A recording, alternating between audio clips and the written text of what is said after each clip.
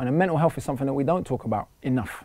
In the black community as well. In the black community, yeah. Well, we're massively overrepresented in the mental health institutions, even more so than in the prisons. And again, these are questions we have to ask. Well, why? Either genetically, black people are just more crazy, you know, and we can go with it. There are some people. There's some people who believe that.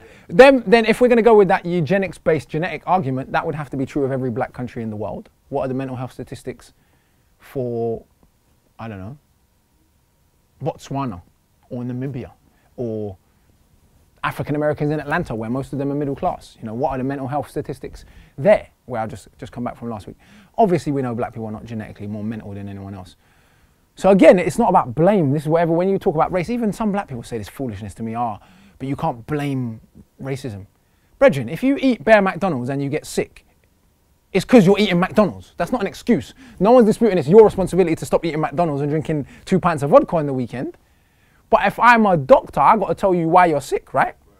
And it's the same if a community has a sickness. If poor communities, take colour even out of the equation, in poorer communities, drug addiction affects them worse. Why? Not because poor people take any more drugs than rich people. Because when you're poor and you can't afford drugs, you can't afford your kick, you get stressed, you beat maybe your wife, your children, bad crap happens because everything that was already wrong with you emotionally is made much worse by the fact that you're poor, that you maybe don't have access to education, you don't have the economic privilege to go rehab and all them kind of things there. And so the drug addiction becomes much more of a problem in poorer communities. Does that make sense? That's not blaming poverty, it's recognizing the role that poverty plays.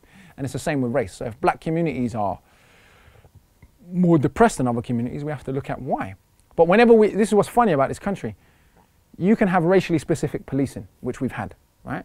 We've tried it, they've got rid of it now. It no longer is just for black on black violence, right? You can have racially specific media. Black kid does this, black kid does that. Even when Mark Duggan, whose mum's white, was shot, it was black man is shot, right? No problem, cool. But the moment you try and provide a racially specific solution, say, okay, well, if black kids are more depressed and white schools have found, or the major white-run institutions clearly have proved incapable or unwilling to deal with it, someone proposes African-centered education for young black children to deal with some of these mental health issues. Everyone says, reverse racism, you can't do that. But you can have racially specific policing.